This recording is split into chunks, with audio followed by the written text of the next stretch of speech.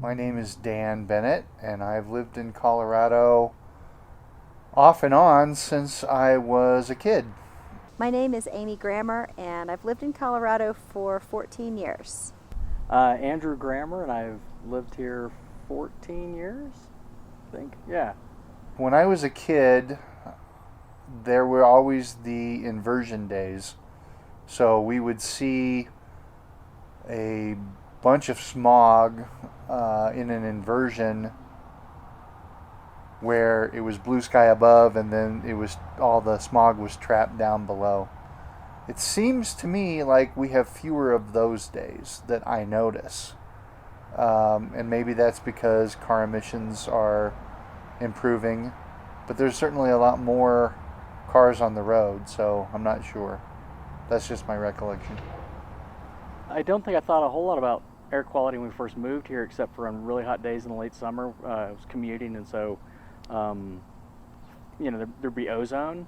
But over the last, 3-4 years, I've noticed a lot more bad air quality days in the summer due to fires on the western half of the United States. So yeah, air quality definitely seems worse, and it's always been in the summer here. So The first time I remember Colorado having a fire season, I wasn't even aware of that term existing, was probably, I guess, around 2010 or 2011. There was a big fire near Colorado Springs, and that really surprised me because it was close enough to the city that people were having to evacuate their homes.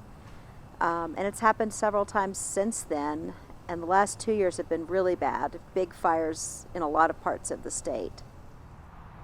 Fire season does get worse each year lately, probably sometime in the last 10 years.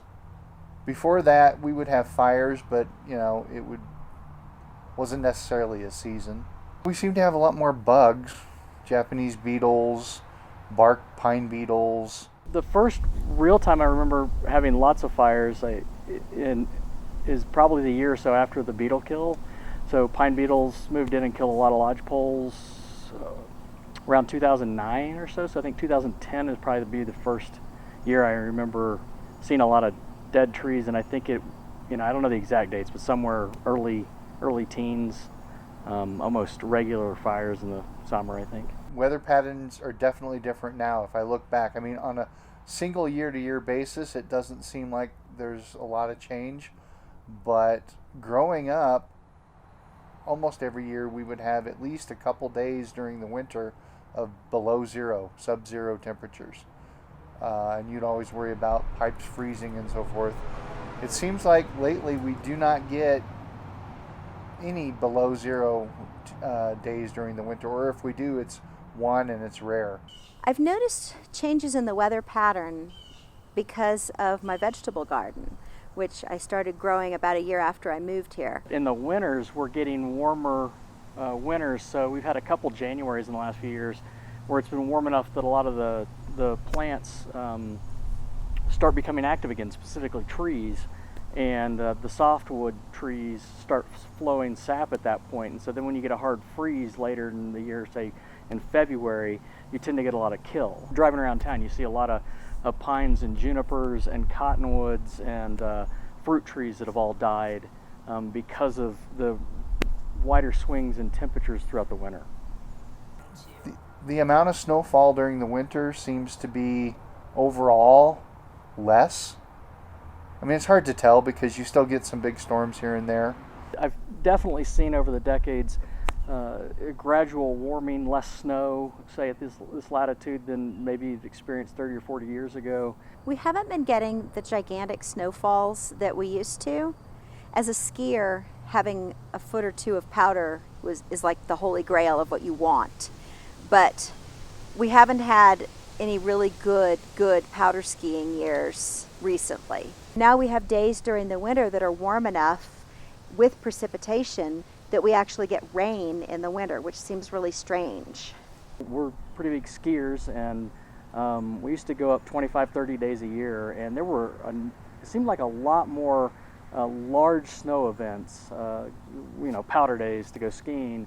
And in the last 5-7 years, we just haven't skied a whole lot because we're kind of spoiled and like good snow, and there just have not been that many quality days, I would say, that meet certain requirements like weekends and vacations and stuff like that. But yeah, it does not seem like the snowpack or the snowfall's been the same. We tend to, when we get more snowpack or snowfall, it tends to be after the season's over. So we're getting more snow we're seeing in May, which is really unusual, whereas in the past it should have been March.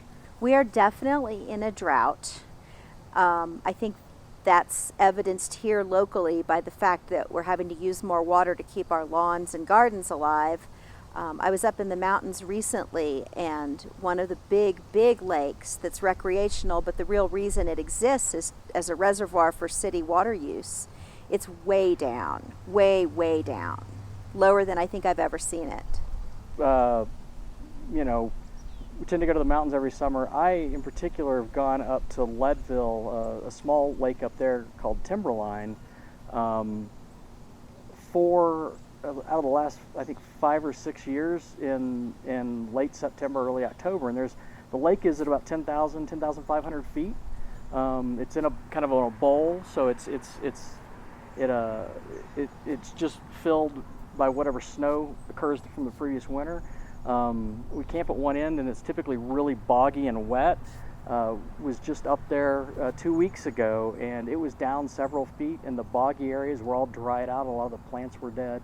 And like I said, I'm up there at the same time of year every year, so it's I've noticed every year it just seems to be the lake seems to be a little lower than it was previously, and this year quite a bit. Again, living here and going up and seeing like Dillon Reservoir, which I think a lot of people would be familiar with, we have watched that fluctuate over the years, but it's always been fluctuating in a downward trend where it might get kind of filled up again, but then the next time it's even lower. So it's just, I think Dillon's a really easy way to go and look and see the lack of rainfall we've been getting over the last decade or so, I think. The reservoir levels are lower everywhere. In general, I think we do see the effects of climate change and increasing temperatures.